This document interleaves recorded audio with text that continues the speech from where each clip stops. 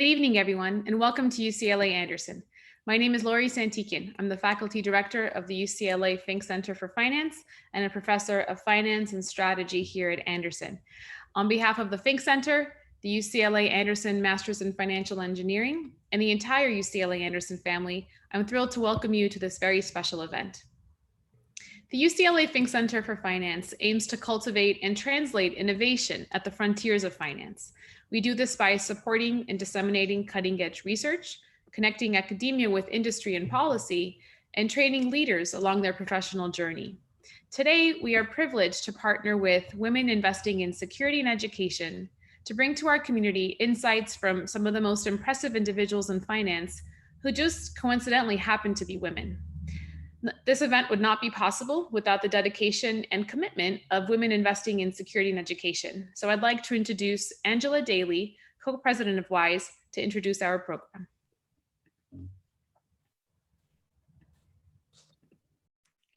Hi, hello, everyone. Thank you, Lori, for the kind words and that great introduction. We are so excited to be partnering with UCLA and the Anderson School and the Fink Center on what promises to be a fun, fascinating, and very educational meeting tonight. In 1997, a group of women met in Orange County to put on an investing conference for women. They were amazed that 500 women signed up for this event, so they knew they were on for something. Fast forward 25 years, or just about 25 years, and we're still faithful to our mission of financial education for females of all ages and all socioeconomic backgrounds, because we believe that managing your finances better leads to better outcomes, more options, and the ability to fulfill your dreams. In the past year, WISE hosted or participated in about 20 workshops and events, reaching about 1,500 women, actually now across the country, thanks to our virtual format. We work with organizations such as Girl Scouts, Girls Inc., and universities such as UCLA.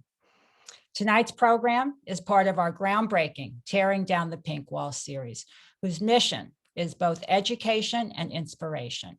We gather the best and the brightest in financial services to inspire all of us to achieve our full potential. And the best and the brightest are exactly what we have tonight. We have an extraordinary panel. We have Jane Buchan, CEO at Martlet Asset Management. We have Katie Sherritt, CEO, Research Affiliates, and Andrea Eisfeld, a professor of finance here at UCLA's Anderson School. All these women have impeccable credentials, but they're also very committed and passionate about financial literacy and also advancing women and minorities in the workplace. According to Morningstar, only about 11% of portfolio managers are females. And this has nothing to do with performance, because they perform as well or better than their peers. And what's really disturbing about this number is it hasn't moved in the past decade. In fact, some surveys show it's going the wrong way. In the C-suite, the numbers are even more disturbing. 3% of CEOs in financial services are female. So we have a long way to go. Tonight, we have a two-part program. First, we're going to hear market insights, and then we're going to hear about the career journeys of our panelists and how they got into the C-suite in this rarefied position that they are in. But first, I'm going to introduce our moderator, Consuelo Mack, the host and founder of PBS's Wealth Track. Consuelo and I go back a very long way. We met when we were both starting our careers in New York City, she in financial journalism and me on the dark side in public relations for a large and controversial investment bank. So our paths would cross many times over the years, sometimes not happily for me, but we became very close friends and we remain close friends. Consuelo is recognized as a pioneer in financial journalism. She was an anchor on CNBC and now hosts her own show on PBS, Wealth Track, whose mission is to help all Americans both build and preserve their wealth. She's a big advocate of women and minorities in the workplace, especially in financial services. So with that, please join me in welcoming Consuelo, our distinguished panel, and 2 bits of housekeeping. Please put your questions in the Q&A box, not the chat box. We're going to get to them at the end of the meeting. And if you want to join the networking event at 5:30, even if you didn't register, the link will be in the chat box. So with that, Consuelo, showtime. Thank you, Angela. And it is a treat to be with you as always. And, the view from the top and influential women in finance, you are definitely one of them. So I'm just delighted to be here. And I want to thank UCLA, Anderson School of Management. I also want to thank WISE. I didn't realize it's been since 1997. I've certainly been involved from the very beginning as well. And also this Tearing Down the Pink Wall series, because we're all here together to make sure that everybody succeeds and that women especially succeed in the financial services industry. And I am really honored to be here. And as I said, with these influential women in finance, and we are definitely going to get their view from the top. And we are here with a common mission, which is financial literacy, which is what WISE is all about, what the Anderson School of Management is all about as well, and what WISE does in preparing women as well, and both of them for leadership positions in this incredible industry. And I just have to say, it's what the 3 panelists represent.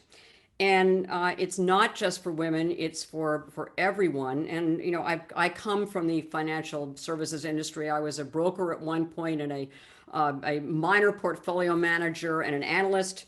And financial security is key to success. It's a critical component of both personal and also professional success. So it's a very important mission that we all share.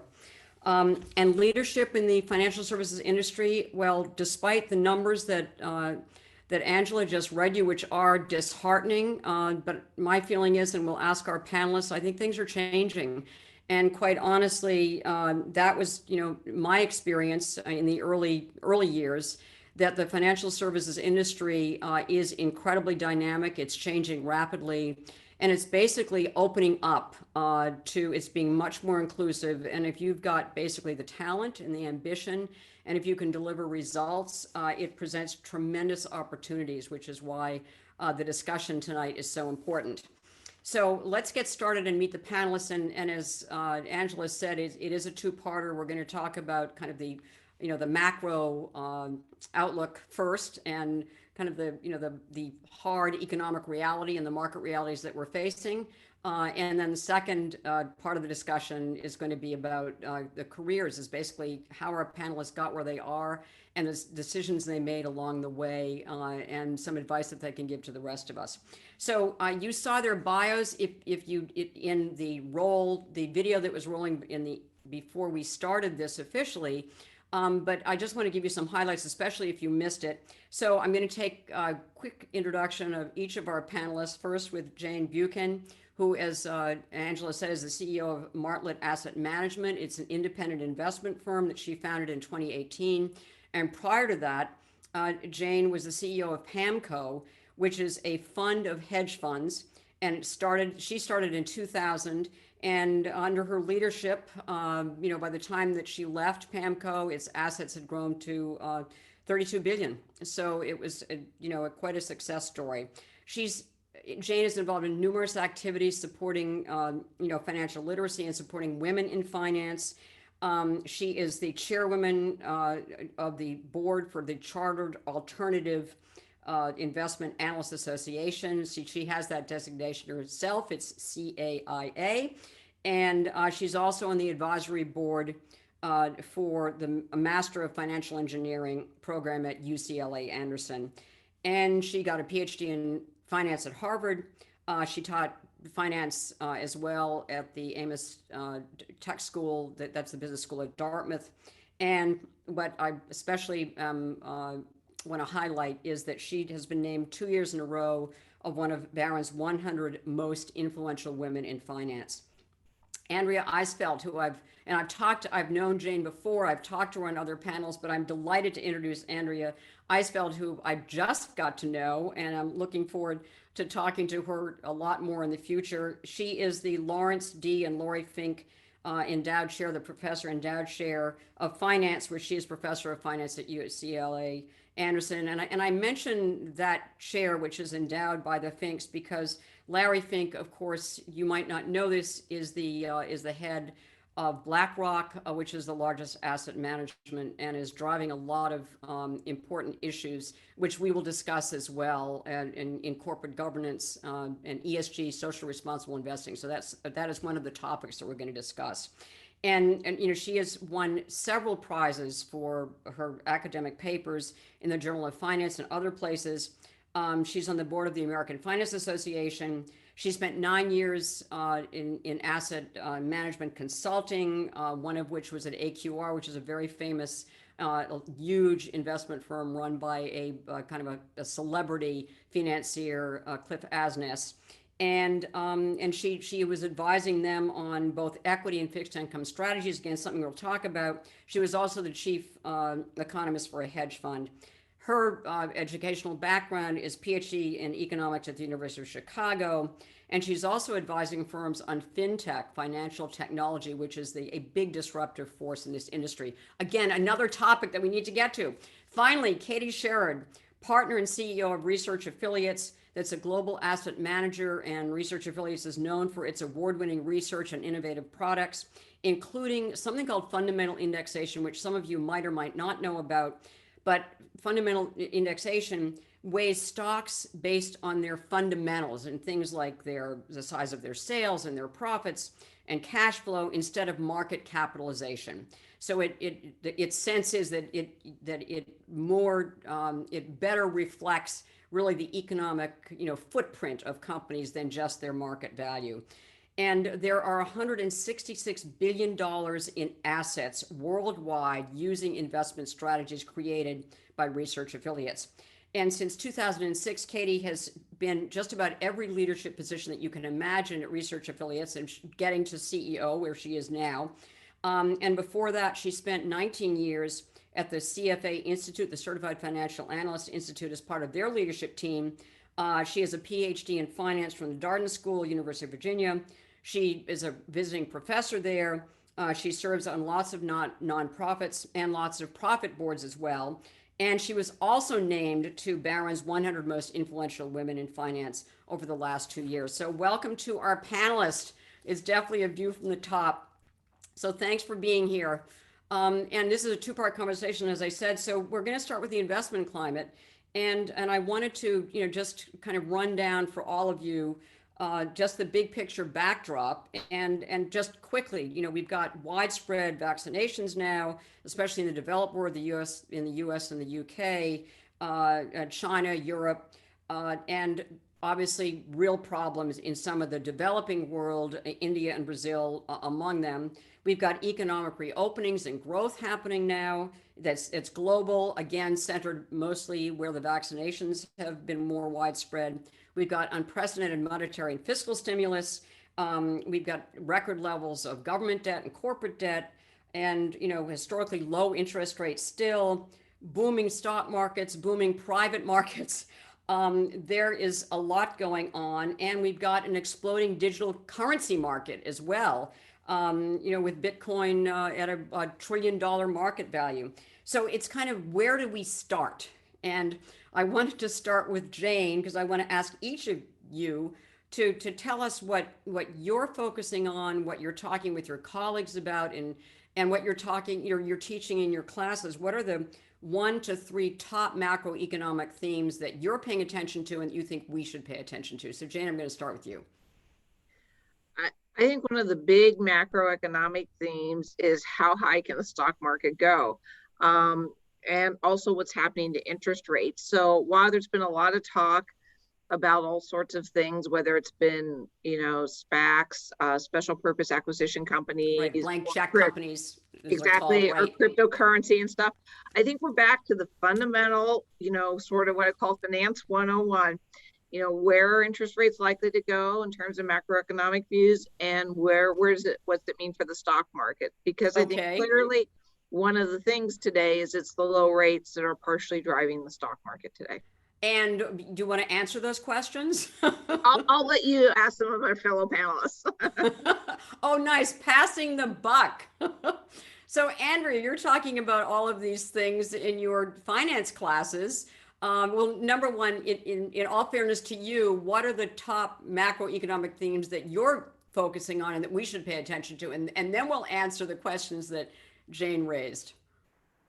Okay, so I need to echo Jane. I always say look to the bond markets first when you want to talk about macroeconomics. So I'll come back to what's going on with interest rates. In equity markets, I think, you hit on all of the things that are boosting the stock market, opening up vaccinations, all these new opportunities. Where are we going to go post-pandemic when we combine the best of both worlds, watching streaming TV and going on vacation? Going on Zoom and going to conferences. Headwinds in the equity markets would be things like corporate taxes. What's going to happen there? We're going to meet somewhere between 20 and 30 at 25.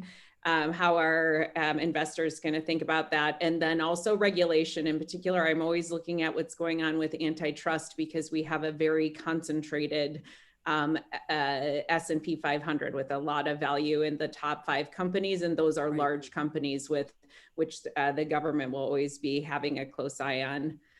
So Alphabet, for instance, and Microsoft and Facebook and companies that have a lot of customer data and more than anyone else could hope to have in a very short amount of time.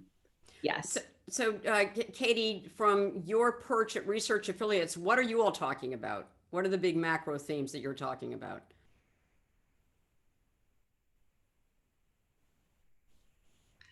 We're not a firm that focuses much on the macro. We're a systematic, research-based firm. We're very rules-based, and we believe in long-term trends rather than short-term trends. Right. I agree very much with what the other panelists, Jane and Andrea, have said in terms of what the issues are that we're facing now. And I think ultimately that's partly why we think the US equity market over the next 10 years is going to be flat, if anything. Don't know whether it'll go up first and then down, or down first and then up. But there are a lot of things that are going to have to be sorted out in these markets in the coming years. And we tend to be, go ahead. No. So right. So you think of, long-term trends. There's no secular trends. There's no question about that. But I know in talking to Rob Arnott, the founder of Research Affiliates, over the years, I know that you tend to look for undervalued assets, and so you've been looking at where the leadership has been in growth stocks that Andrea just talked about in the S&P 500, the concentration there. You've been looking at the fact that large companies have basically been leading the way, and that small companies have been lagging. And also that U.S. markets have been leading again, and international markets have been lagging. So those are things that you guys talk about. Absolutely. When we did the panel just 6 months ago, I made the comment that the difference between value and growth stocks was at just an all-time large gap. Right. It was the biggest gap in history. Right.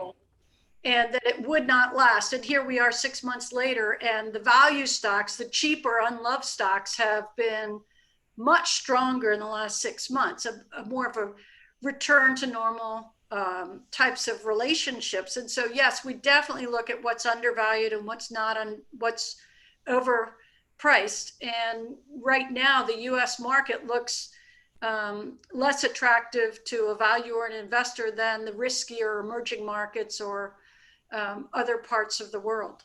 Right. So you're absolutely right. And it's just really hard. We often tend to be early. We see trends and aren't great at actually timing them. So we do look at long-term valuation relationships. And Jane, in the alternative space, I think, hedge funds, who wanted to hedge in like one of, the greatest bull market of all time? It's just So hedge funds, this has not been the place to be, right? So talk to us about the alternatives that we have to the U.S. large cap tech oriented stock market. Talk to us about that. Opportunities there are. I mean, you're exactly right, on Consuelo. I mean, if it'd been in 2008 and I'd had a perfect crystal ball, I would have been just long the S&P 500. I would have forgotten about overseas investing. I would have forgotten about bond markets. I would have forgotten about hedge funds. I frankly would have forgotten about private equity too. You forgot about a lot of it. Maybe not venture cap. That's a different story. But that's what it is. Now the problem is I don't have my crystal ball, or my crystal ball is broken or cloudy. And the problem is, what we want to do is invest for the future. And while we've had some very big sharp downs, they've come back pretty quickly.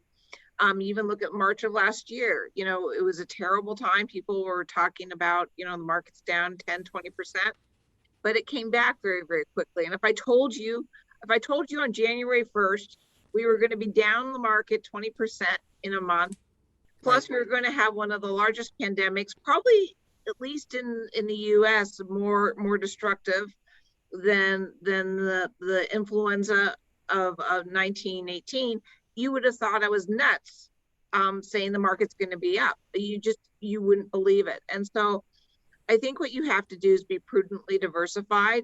I think that's one of the big differences between gambling and investing, and you need to tie it to the fundamentals of the economy over the long term. It's very tempting. Look at what happened with GameStop. It's very tempting to try to treat it like a casino, and I think that's gambling with your money, not investing over the long haul. So that's another question, is that there are some very different things. I mean, well, they're not different. Kind of in any bull market of any length, there are always these bubbles that erupt, and there are always kind of new innovative things that are happening. And some of them have legs and some of them don't.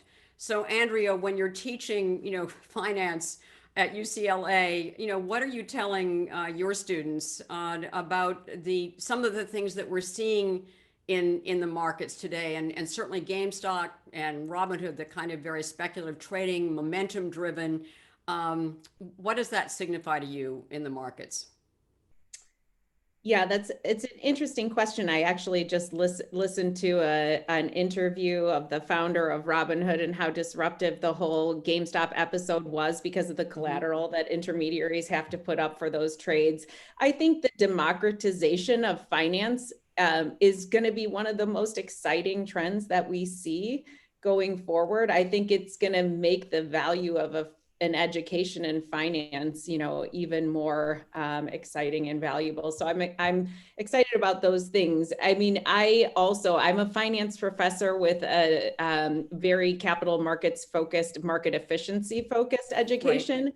Having worked in asset management, I still believe there can be alpha or excess returns in some parts of the market, and you can have mispricing. But I agree that a diversified portfolio that's focused on being tax efficient and also has low costs is the way to go. One of the things I've been looking at a lot is the value of intangible assets. And I think that that's one thing that we saw maybe going wrong with value investing kind of over the last 20 years or so, is that we were ignoring those intangible assets. And so talk about intangible assets. You're talking about intellectual property. I mean, for people who are not, familiar with kind of the balance sheet and the accounting side of things, what are you talking about that you think that we need to pay more attention to? Yeah, so a lot of times with value investing, you're looking at the market value relative to the book value, and accounting statements haven't changed much in hundreds of years. Right. And companies look very different. So you invest in processes, logistics, corporate culture, advertising, you have brand value, you have some software that, you maybe expend some R&D and you have some value from that. It may not be patented. So all of these things, organization capital, customer capital, brand capital, intellectual property capital, are not on the balance sheets of firms and drive a lot of future firm cash flows. So I think what we're seeing is, kind of an attention to a different anchor for fundamental value. And Katie, this is kind of right up your alley, because number one, you were at the CFA Institute, for 19 years, and there as a leader, as the CEO of Research Affiliates, you feel very strongly in corporate culture and in diversity and inclusion. So, talk to us about the importance you think of these intangibles. First of all, how important are they to you? Yeah, well, very important. Thank you, Consuela. Yeah. But let me go back just a step, and it relates a little bit to research in this area. I'm a big believer in collective intelligence and cognitive diversity, and the diversity can come in any different ways. But a group of us working together in a positive, curious manner are going to get to better outcomes, better decisions, miss some blind spots, miss some mistakes that we didn't see because in our tunnel vision, it wasn't evident, but what might not have been evident to me could have been evident to Andrea or Jane. And if we talk to each other, we miss some of those. And so, can you give us an example, Katie, of in your experience of a situation where that has happened, that there would have been blind spots that you kind of all looked at each other and say, wow, we never thought of it that way? Well, there are lots of conversations when you're just in an investment company. Many people are very attached to the research that they've done, and they don't see the potential pitfalls or the assumptions that were made that could be flawed. And when you share your research, it's very common to share your research and get feedback from others.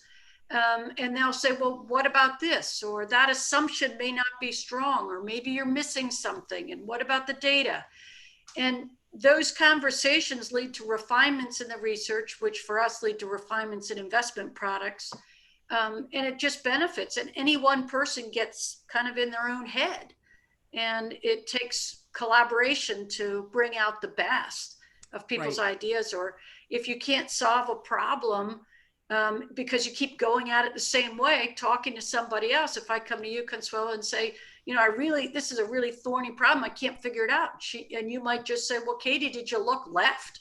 I was like, no, I was going right. And if you just have that exchange, it leads to richer decisions and better problems. And so for me, I think in companies where you have a very dominant leader who's not interested in other people's opinions, they're interested in being right and being proven right, you run the increased risk of making mistakes or missing some good opportunities. Yeah.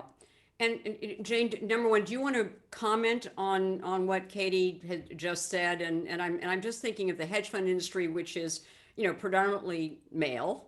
And as is, just about in the money management business, it is predominantly male, and you are one of the exceptions.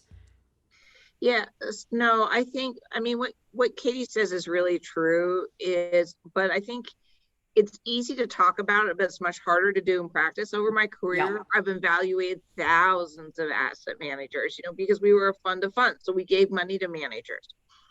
And everyone liked to see, say they were competing against the market, but I can't tell you the number of firms that we found over the years when you actually went in and it was more about people telling the founders that they were right rather than bringing up differential opinions. And the fact of the matter is, it doesn't matter what you think inside your firm, because you're going to put your positions on and the market's going to tell you whether they pay off or not. So I always found the best firms were firms that really had active dialogue. But on the other hand, from a managerial point, it's not like you just want random dialogue coming in. You want to talk about the data. You want to say, have you thought about this, or let me back this up? And I think one of the mistakes I've seen with people is they like just raising issues as opposed to having kind of worked through them and say, what about this different point? So, and I think it's really, those are the best investing firms. Yeah,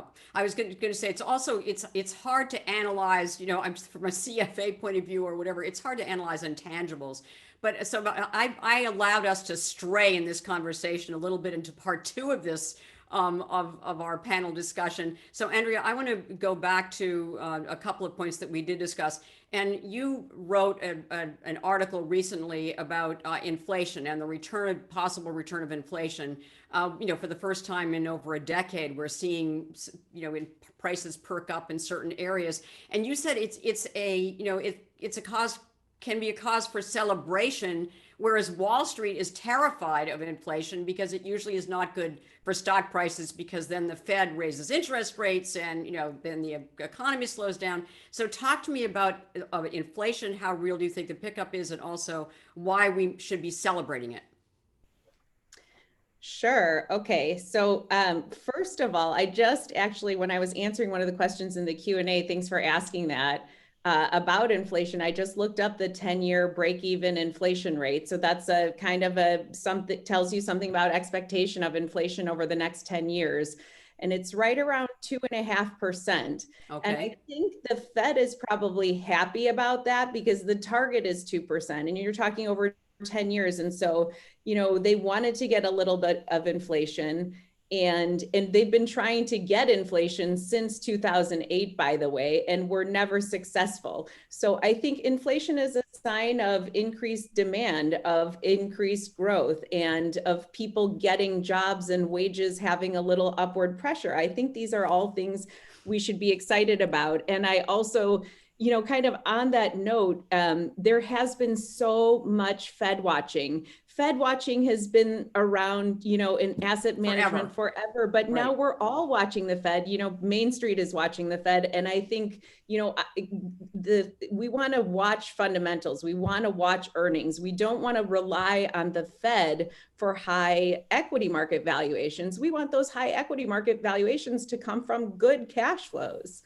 So yeah, I think we should celebrate a little bit of inflation.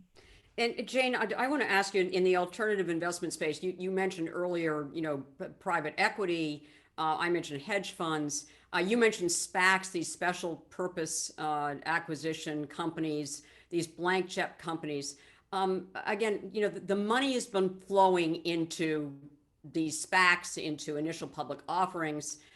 What does that tell you about the market and valuations in the market? I don't know about valuations. I'll defer that to Katie. But to me, it tells me people are people. You have a lot of institutional investors looking down the nose at retail investors regarding GameStop. Right. I think institutional investors are doing the exact same thing regarding SPACs.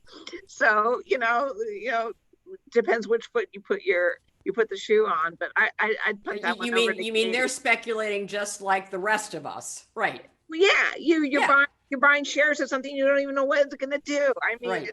It's crazy. But on valuation, Katie's by far the expert on that. Katie, I'm not an expert on this. But I would say for our audience, one of the salient points for me is that it's really dangerous to follow what's popular as an individual investor. More often than not, you'll lose. The research shows that individual investors that tend to chase performance and not even get the published time-weighted return. So all of these conversations, if it's not based on good fundamentals and if it's overpriced, the odds are that the investor that buys something they don't understand or that is very, very expensive relative to the underlying cash flows that Andrea was talking about are going to be hurt. And I think that's a core message that people should think about. If they don't understand it, or it's rather pricey, or they can't understand how they're making profit, then they probably shouldn't buy it. Right. Except that's not fun, and that's really boring, Katie. And and I mean, I would say, there used to be something called fun money. And so if, maybe no more than 1% of your, portfolio or whatever, you can put into these very hot, areas. And if you lose it, it doesn't really matter, right? I mean, there's a place for this kind of speculation if you put it in its proper proportion. Just don't count on that money for your retirement or your Right. kids' education or something like that. Right. So I want to talk a little bit about investment strategy. And Jane, I'm going to go back to you.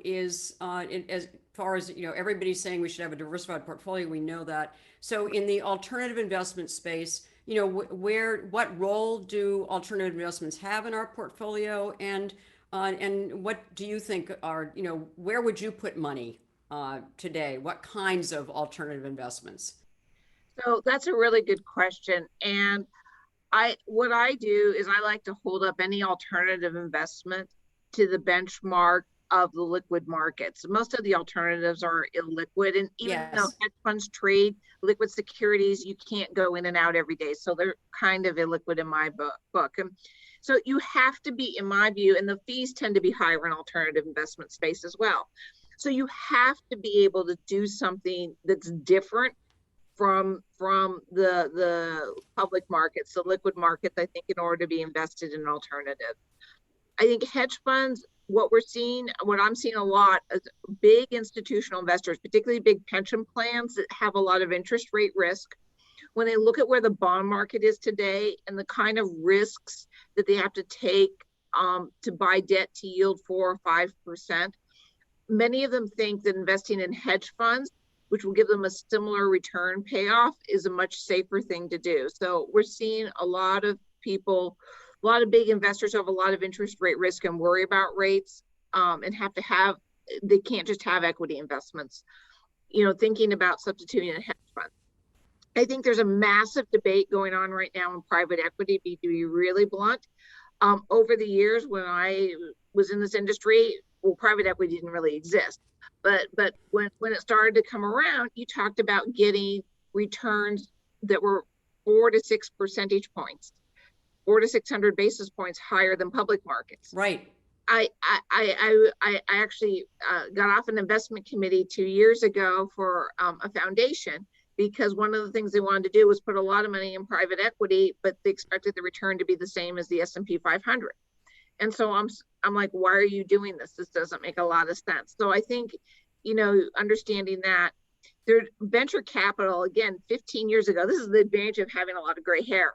15 years ago, I couldn't get anyone to look at venture capital. If you looked at the past historic returns 15 years ago, they were really, really lousy.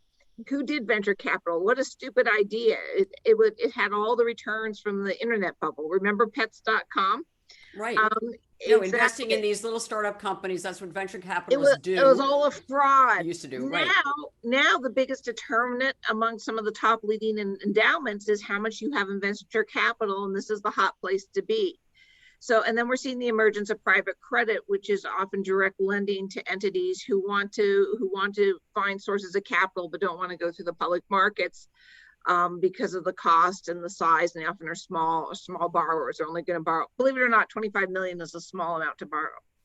So I think I've always been a very big proponent of understanding and benchmarking it to some extent against the public markets. I don't think as many people do that as they think. Instead, they tend to say, my hedge fund's better than my other hedge fund. Well, why don't you look at a junk bond? They kind of have similar return patterns. You got to decide, you should only be investing in hedge funds, in my view, if you think they're going to do better than junk bonds. What about private equity? Again, they should be doing better than the public markets. Mm-hmm. Because you're paying more. Again, you're paying a lot more for these things. Yeah. Exactly. And a lot of venture capitals in tech these days. So you should compare it to tech, and you should decide and so those are important things for me. And I think about it as a substitution exercise, much more than having a capital market outlook that's different than the public market. So, Andrea, what, as far as investment strategy, given where we are in the equity markets and the fixed income markets, and we didn't really talk about the fixed income markets, but they've had a 40-year, they've been in a 40-year bull market as interest rates have declined since early 1980s.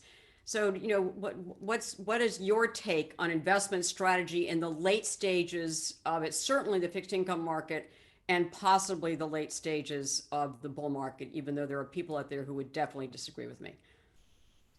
Yeah, I think that's a really interesting question. And a lot of people have been asking themselves whether a 60-40 mix is always the right thing to do, or whether you should be thinking about, you know, more about taking more risk when volatility is lower, and maybe less risk when volatility is high. And I don't want to advocate market timing by any means, but I think rethinking that equity bond mix is Right. not a bad idea given where rates are, especially rethinking the long end of the bond maturity structure, because it's, you know, you're taking on a lot more interest rate risk and you're not getting that much more in terms of yield or expected returns.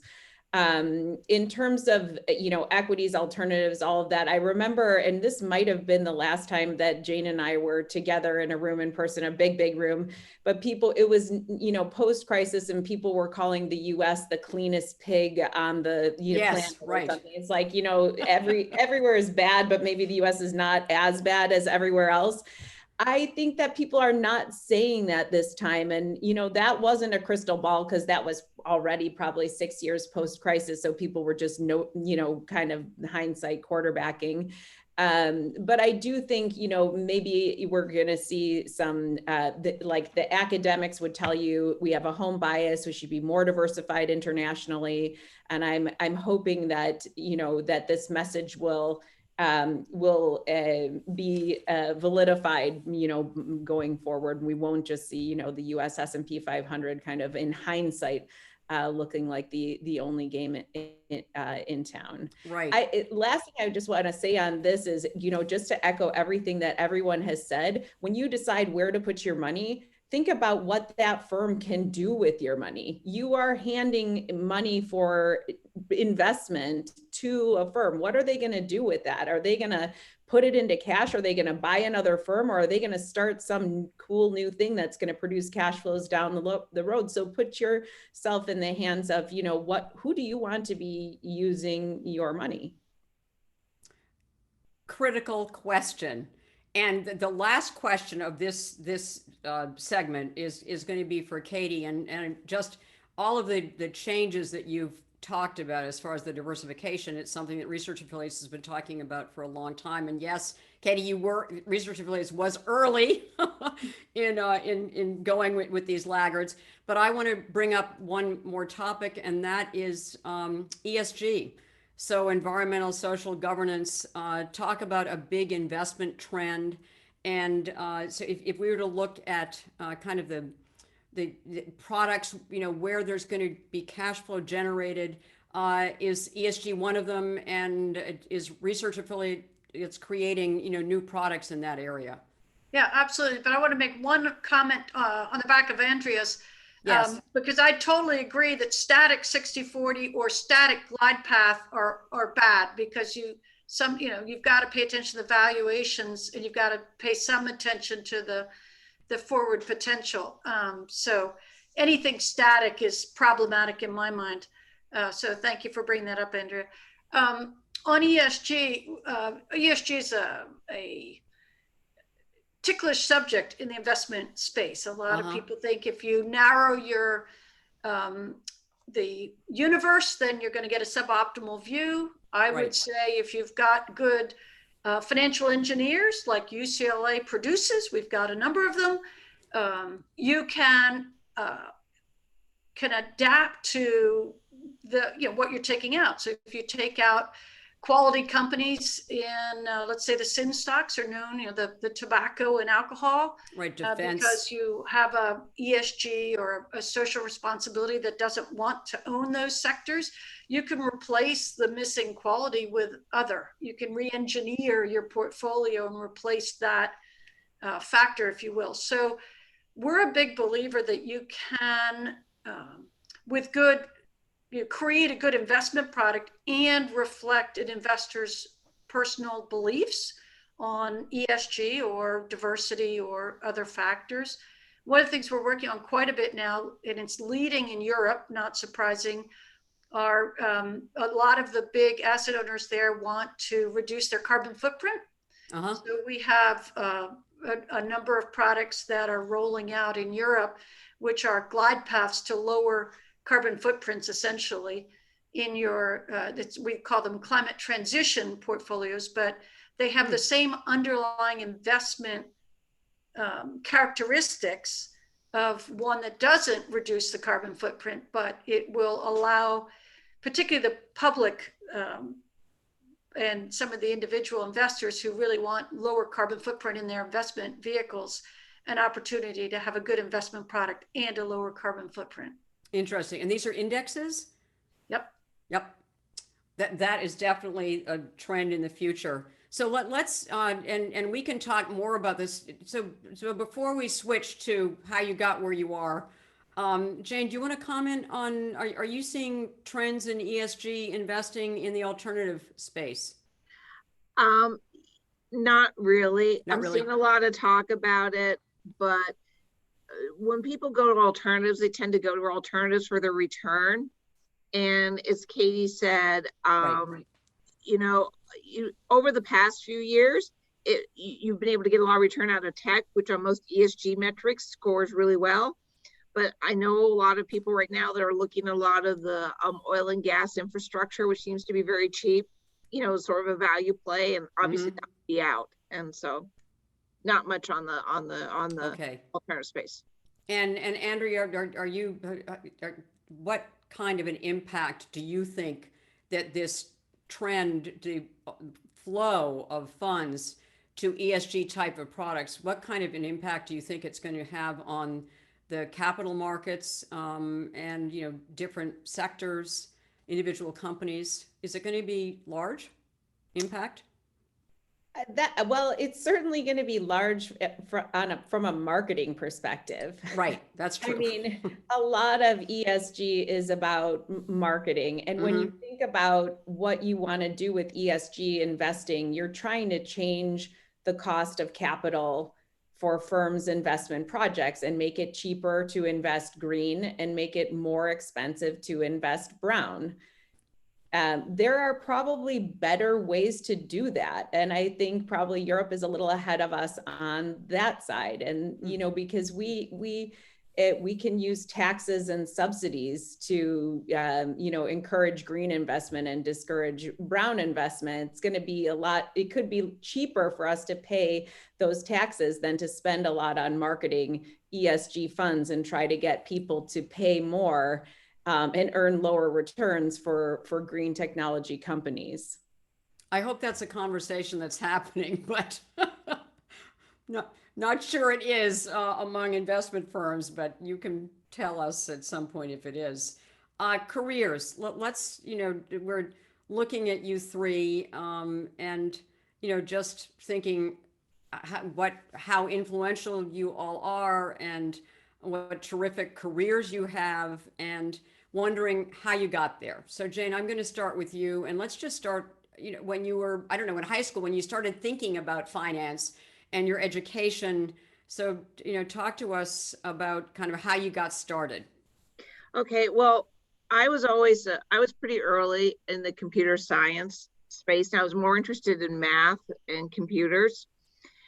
Yeah. And then when I was in college, I ended up doing some work on what's an early event study. It's called an early event study. I ended up doing that as my senior project, but it was more about writing the algorithms, correcting the data, going through the research process, not so finance oriented. And actually my advisor, I wanted to know what I was going to do, and I got up and talked about the evils of investment banking. I kind of lectured a very prominent professor about it. He was very nice.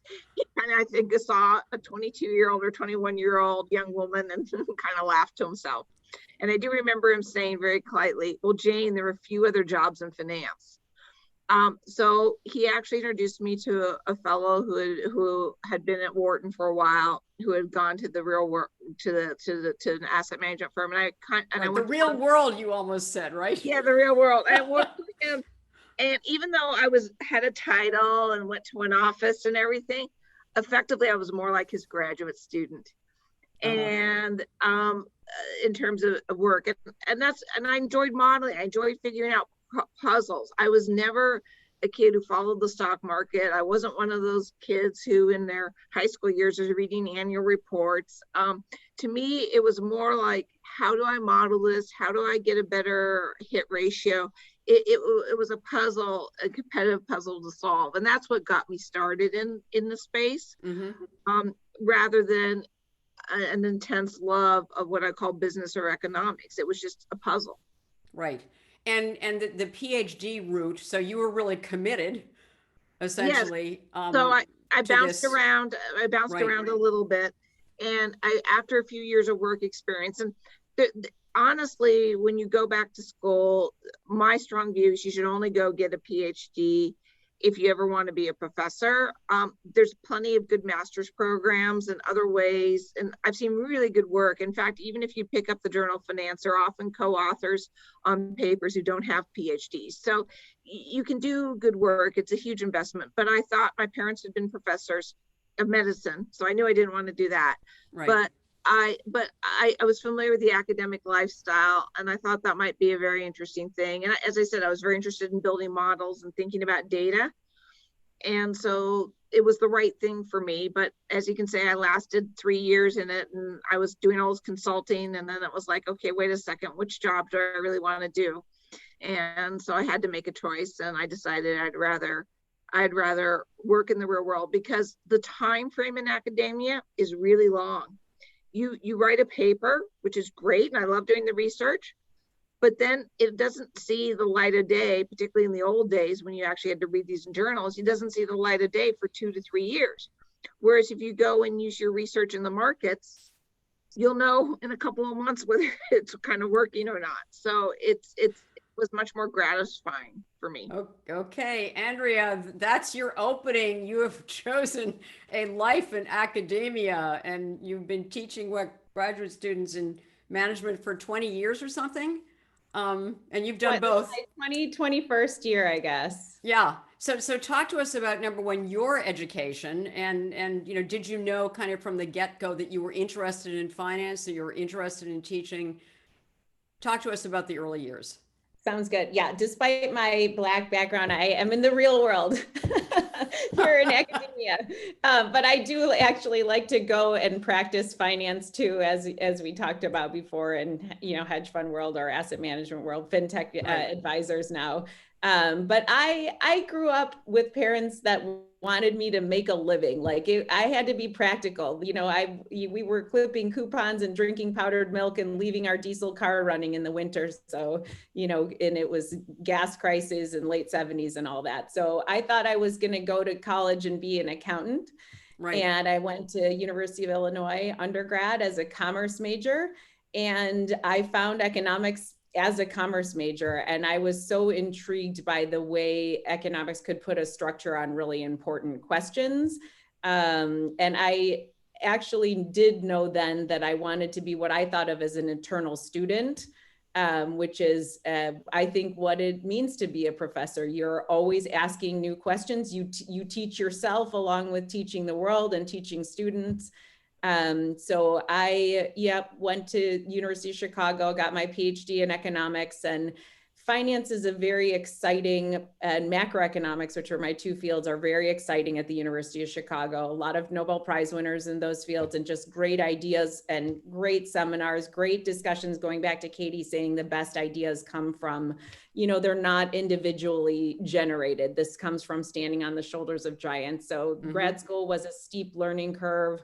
A lot of fun. When I graduated, though, I was interested in asset management. I interviewed for some internships in investment banks at the time. This was the late 90s. But I thought, well, I'll try academia. And if it doesn't work out, then it's easier to go back into asset management than it is to go from asset management into academia.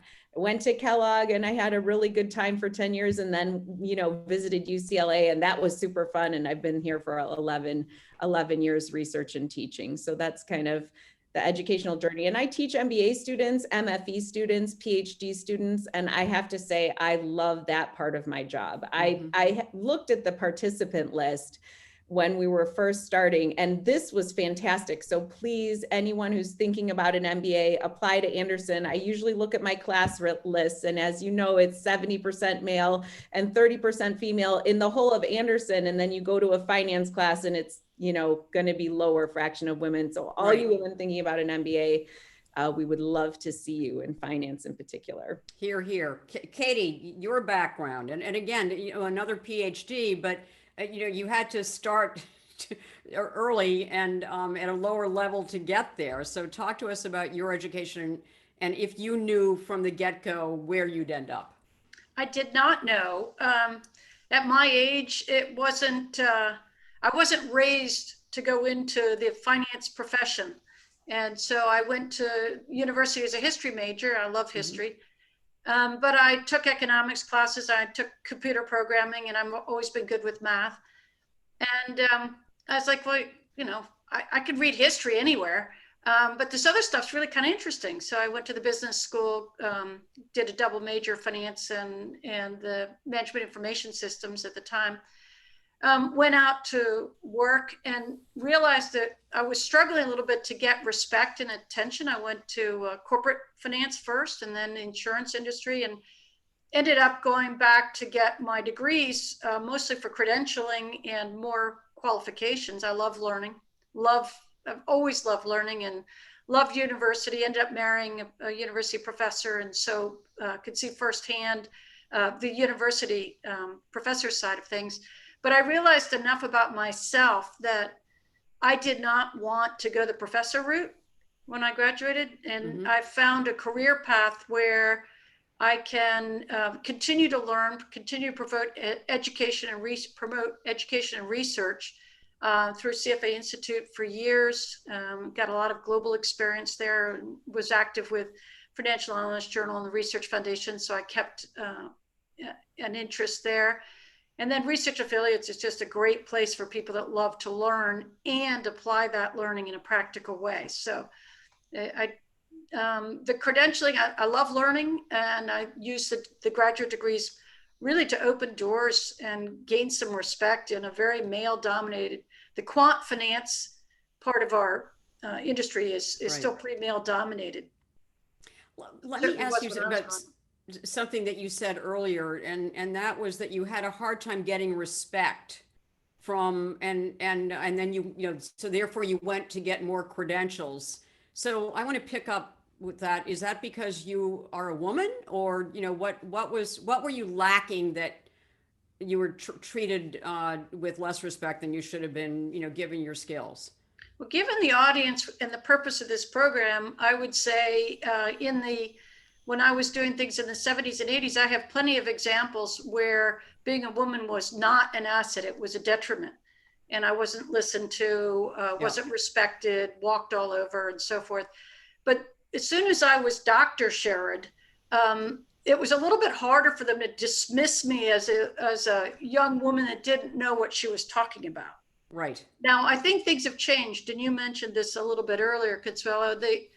I think it's changed a lot, but it is still a challenge, I suspect, to be heard in our industry. Yeah. And Jane, you know, you mentioned earlier too that that you don't necessarily need a PhD, that if you have an MBA or whatever, did I hear you correctly? So what's your experience, and what would your advice be? Did you have a hard time getting respect? And if you tell me, and then how did you overcome it, or whatever?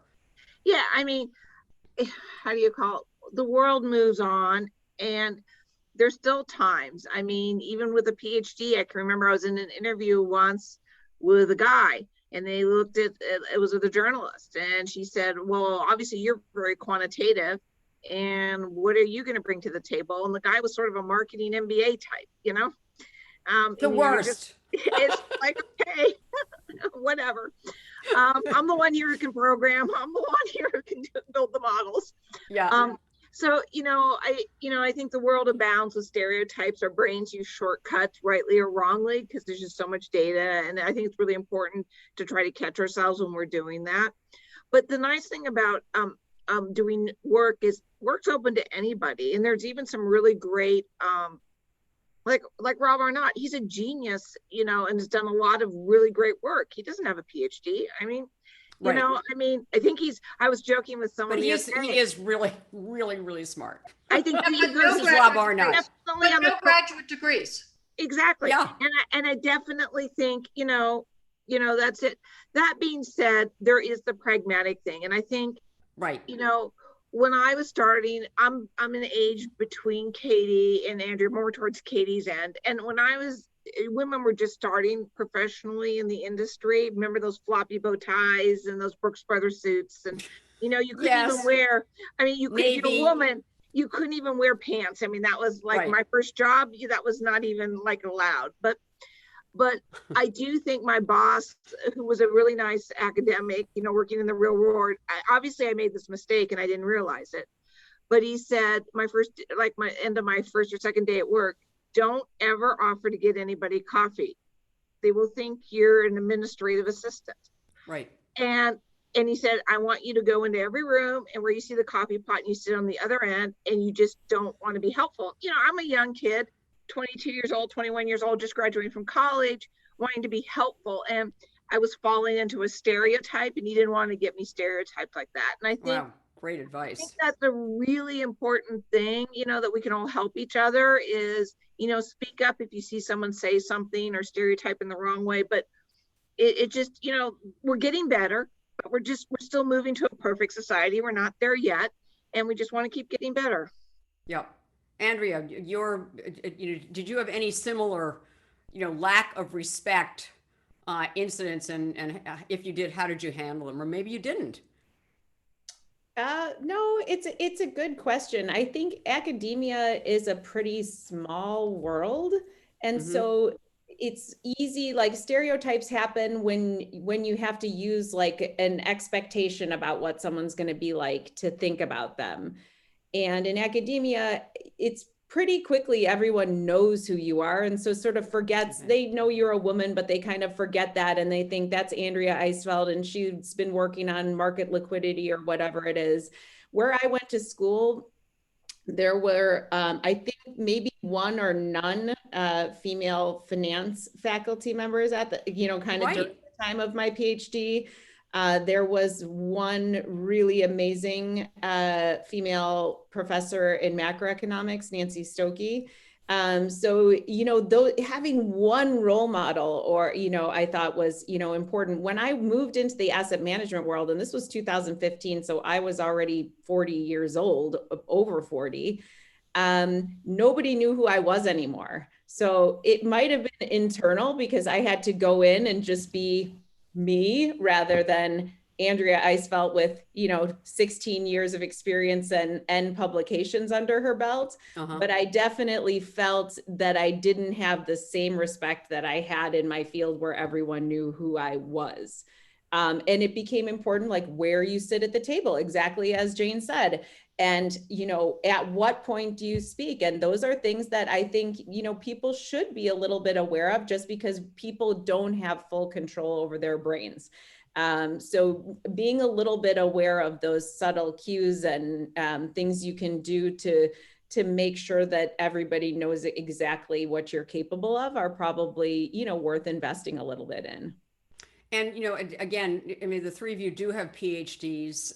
You've gone that route. You're highly credentialed.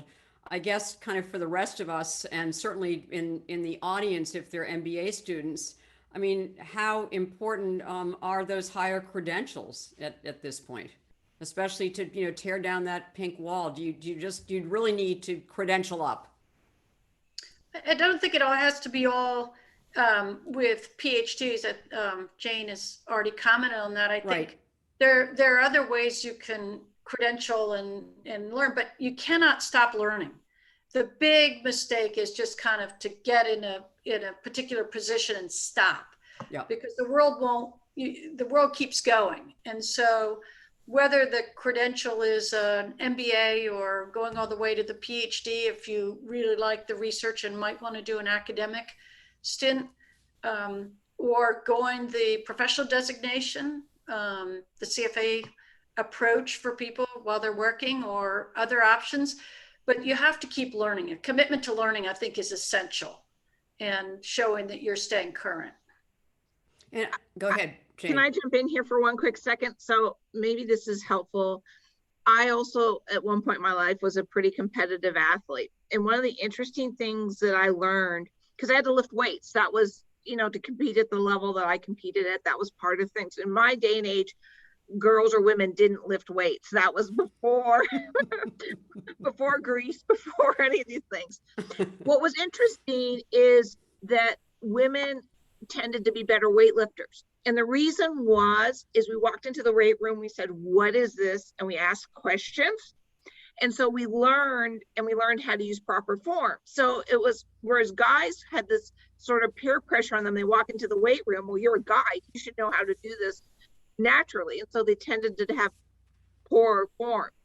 I think the same thing you can do with quantitative stuff. And if there's one plea I would make to people rather than going and getting degrees, is to start understanding more quantitative information. You don't have to understand it at a super high level, but if you get the sense of it and ask questions. So for example, my niece has become a really good statistics person.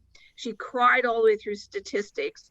I took her to Nordstrom's, to the shoe department. I had her find the average shoe price, the price that where 85% of the shoes are and 15% of the shoes. And for those of you who are statistically minded, you recognize I was plotting a normal distribution with one standard deviation. And she can have wonderful conversations and understand skewness and kurtosis better than most people, because it's all in her brain in terms of shoes. And I think the more that you take just one or two concepts and you understand them and you ask questions and you keep beating your head against the wall, that really goes waste, because the reality is women do get stereotyped that they're weak in this space. And I think, you know, just being on firm ground in a couple of places is a wonderful place to be. What a great teaching moment, quite honestly. Let me ask you three, you know, again, leaders in your fields, leadership, you know, post-pandemic. I don't know if the post-pandemic matters, but what are the new leadership qualities that you think are going to we're going to see in future leaders that we wouldn't have seen, let's say, 10 years ago? Well, I can start with that. I think one of the new qualities, which ought to be a natural for most of the women leaders, is more empathy for the situation of the various team members and what they have to deal with on a day-to-day basis, particularly, you know, whether it's family or whether it's a family in their household or their extended family far away, and some of the circumstances that they deal with that people in the past maybe didn't pay much attention to. And I think there'll be more requests for remote working, in which case the management and the employees will have to adapt to how do you keep up the communication, collaboration, being able to assess performance and so forth in a different type of world. And you certainly, as the CEO of Research Affiliates, you had to deal with a lot of different situations with various employees. And so the empathy, and you act on that empathy, there's no set rule now. You're much more flexible, or maybe you always were as a leader. Well, I think the empathy with some of the circumstances that people had, we have a lot of people that were not born in the United States and their parents are still around the world that they couldn't see, and you know, creates different stresses and so forth. So there's some being able to empathize with what they're going through, but then in managing, more willingness to let people work from home more, as they're less, for example, in our firm, very cautious about leaving their children with anybody else right now. So that means one adult in the family, and you have to balance it. So it's not always the woman in a particular household is, you know, charged with being home if the children aren't in school or going to some other care facility. So we're all having to adapt with those types of things. Yeah. Jane, leadership qualities post-pandemic?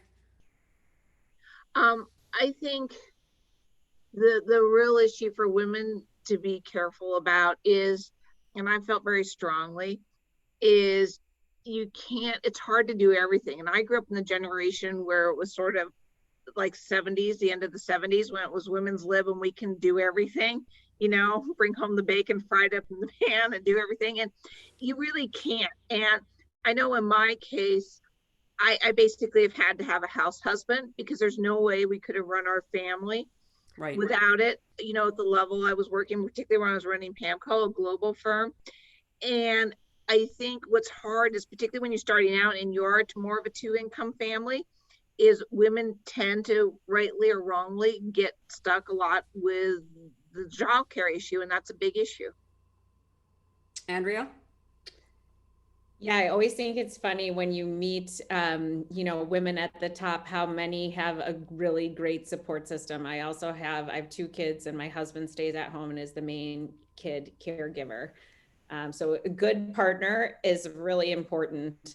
I was thinking about, in terms of leadership, I was thinking about, the new MBA students and the new MFE students and people who have started jobs in the last year and a half. And I think an important part of management is going to be to make sure that those people and the new hires coming after that don't fall through the cracks, because this was a really tough time to get started. Mm-hmm. And that was kind of the key thing for me in listening to Katie and Jane about, kind of career advice. Is one of the things that I've seen with women in particular, seeing MBAs and, people with graduate degrees, is just perseverance. I mean, careers, like the good ones, are going to go up, and almost all careers actually go up on average, but they don't always go up. Sometimes they go down. Sometimes they plateau for a long time. Mm-hmm. And just keeping going is a really important part. And so, yeah, a little bit of leadership and a little bit of advice. Yeah, that's really good advice. Go ahead, Katie. Just add to Andrea's point, the perseverance. I think there should also be introspection. If you're on a plateau or something's not working, is it what you really want to do? Because to continue to succeed and to continue to be energized and learn and so forth, you have to be doing what you like doing. And sometimes we get in ruts and we need to change.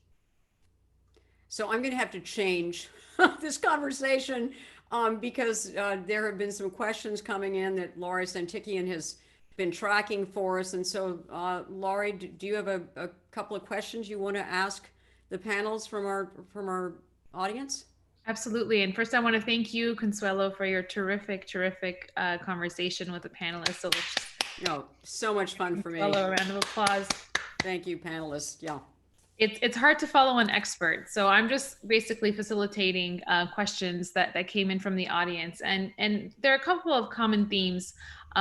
So switching back to some of the earlier discussions about markets, we didn't touch on real estate. And that does seem to be a topic that is on the minds of many of our participants. How do you think about the real estate market right now, in terms of both from the perspective of, say, residential homeowners and thinking about, where prices will go in the near future, as well as thinking about real estate as maybe an income producing investment at this stage? I can maybe take that one to start. I've done some research on the returns to single family rentals, and that included looking at house prices and rental yields. And I've been, talking to some asset managers in that buy to rent space lately.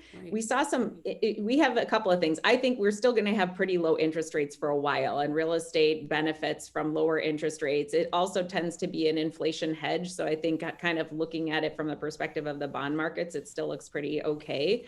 We saw, just in terms of the COVID and post-COVID, we saw really interesting things like people moving to the suburbs, people wanting more space, different trends from the move to the city kind of things that we had seen previously. And depending on how we look, when we all go back to work part-time, full-time, I mean, people have been at home paying their own IT, paying for their own office space. Are firms going to want to pay for expensive downtown Manhattan real estate, or will people still be, doing their finance jobs from, their homes in California or New Jersey or Connecticut? So just a couple of thoughts on that market going. I don't have any strong concerns. I think there are, we're going to see a mix of what we had before, people going back to work in the cities, maybe, but people, also being able to work from home and wanting that more space. So maybe we'll have a little less of the dispersion in really high prices. People have a little more flexibility to do the value investing because they don't need to be in downtown San Francisco or Manhattan.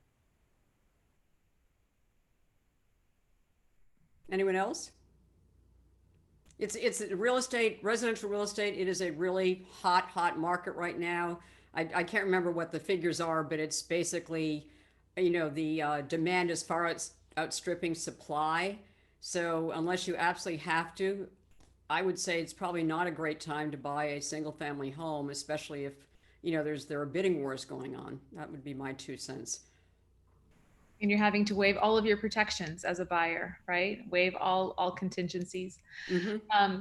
Another question, a slightly more specific about CLOs, so collateralized loan obligations. Do you think CLOs will be facing a liquidity crunch coming up? Jane, do you want to take that or? Yeah, having done a fair amount on CLOs, it's been a couple of years now, but CLOs got into trouble, as everybody knows, in 2008. I think they are better structured and they've made some changes into it. Clearly the issue is with cash flow CLOs, you can't have the issue that some of the paper will fail. And at that point, I think you want to be very careful where you're in the capital structure. When people talk about CLOs, generally those AAA and AA parts are bought by big life insurers and other insurance companies and other big institutional investors. So when you normally talk about, you're talking about the stub piece, the mezzanine piece, or the equity piece, and you get whatever the end dregs are of it. So who knows? I do think they benefit greatly because of the low rates. And I don't think I think people tend to think about credit, whereas a lot of them, if rates go up, that could be more problematic because of the way they're structured.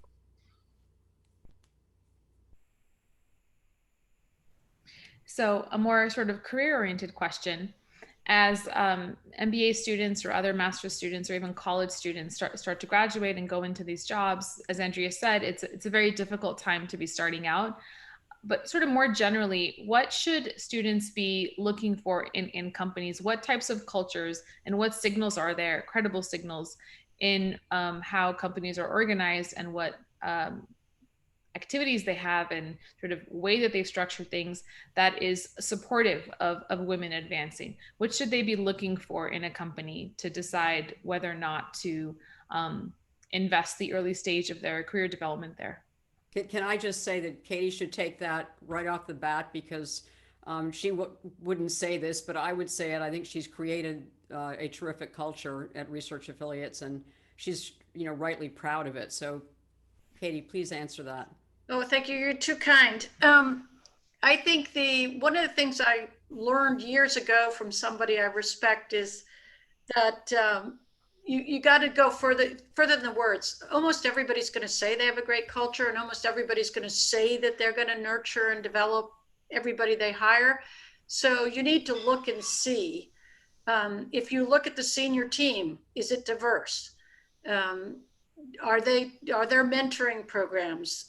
Do people respect the other people's point of view? And really, it's not just what people say, but also it's really important to do two things. One is look and see how diverse the senior team is, and second, when you're interviewing, ask questions about whether your voice is being heard, whether or not the meetings are actually productive and collaborative, or whether it's basically somebody talking to you. So there are lots of things you can look at to try to assess whether or not it's a culture where your voice will be respected and your hard work will be respected. Anyone that's my short answer. I could talk all night, Consuelo, but that's my short answer. Right. Yeah. But if you're kind of just starting out, or you're a newly minted MBA, I'm just thinking, sometimes there might be a company or that you really want to work for, or in an industry, and that's the opening that you've got. So as wonderful as that should be, but maybe can you see yourself as an agent of change and, take a job if it looks really attractive, even if, management isn't really diverse, or they're not as open about or flexible with certain things? What do you think? I think the answer is yes. I mean, I did it. I mean, you did it. I did it. Other people can do it, but it's hard, right? I mean, I think the people that have a lot of confidence and can carry a lot on their shoulders, absolutely. Yeah. you have to pick your battles, and you're probably going to get bruised a little bit along the way, and you might have to change companies before you get there, but absolutely you can do it. But the average person, you have to understand that that's the hard way. Mm. And I think the other thing that's really important right now, which I just want to underscore what Katie just said is super important, is talk to people, particularly around your levels, to how they're treated, because you'll get a really good sense. And I do know several large firms that have a very, what I call female unfriendly culture, who are actually trying super hard to change right now and doing a lot of really positive things. And I know some firms that are more in the middle space. They're not great cultures, but they're not negative. And if I were a young person, I would probably want to go to the ones who want to change, because you do change over time. So, you know, you want to talk to people who are in the early years right there. What's going on? How does it really work? Do you feel yourself getting heard? That's really important. And I think it's very hard as a new person, particularly in a big firm, to change the culture. Yeah, I agree with all of those things. I was going to say too, sometimes it's good to not follow people's advice and do the thing that people are telling you, no one can do that. Because, you know, if you think you're that type of person, then you should definitely go the harder road, because you're paving that road for other people. So, you know, that can certainly be good too. I agree, Andrea. I would just say that in the early years, sometimes that cuts off some of your opportunities. But as you get into positions where you are respected, then you can make more of a difference, and that can be quite rewarding. Yeah, I think it's such an interesting trade-off, because I kind of see two broadly two career paths. You know, you start at a big flagship firm that's probably not as easy of an environment if they haven't institutionalized you know, diversity, or you start at a smaller place where they're just, because it's a small numbers thing, there happen to be more women in leadership, but then, you know, you're starting not at a flagship. And so, you know, you're you know, going the smaller firm route, where it's often easy to start the flagship and then go wherever you want from there. It is an interesting question, and it's definitely a matching problem of you know, with the type of kind of culture that you're going to thrive in. Is it like the super competitive weightlifting culture, and the one where they say, you know, girls can't do math, and you're like, heck yeah, I can, and I can code too? Or is it going to be, you know, one where you really need that friend to go to lunch with, and you really need a female person, and you're in the level above you? Well, so along those lines, and maybe taking it a step beyond. So as Jane also mentioned, there is a lot of progress, and you know, it's not quite as hard as it was during when Katie was first starting out, but it is still really hard to really go that last mile and break that glass ceiling, which all of you have done.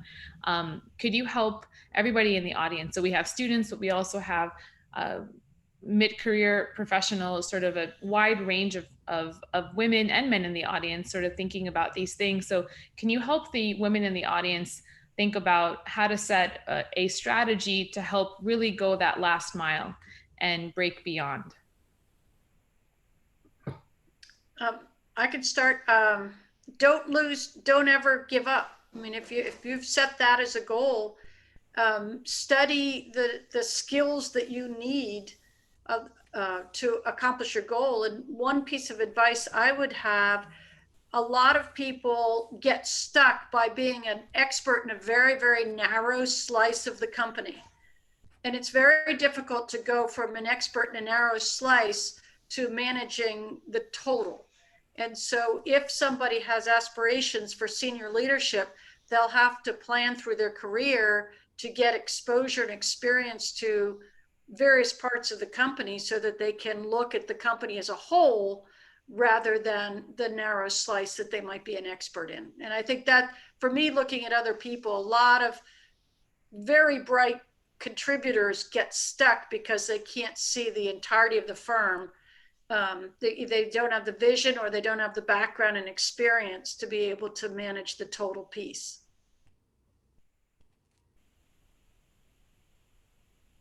Jane or Andrea, do you want to I think just comment?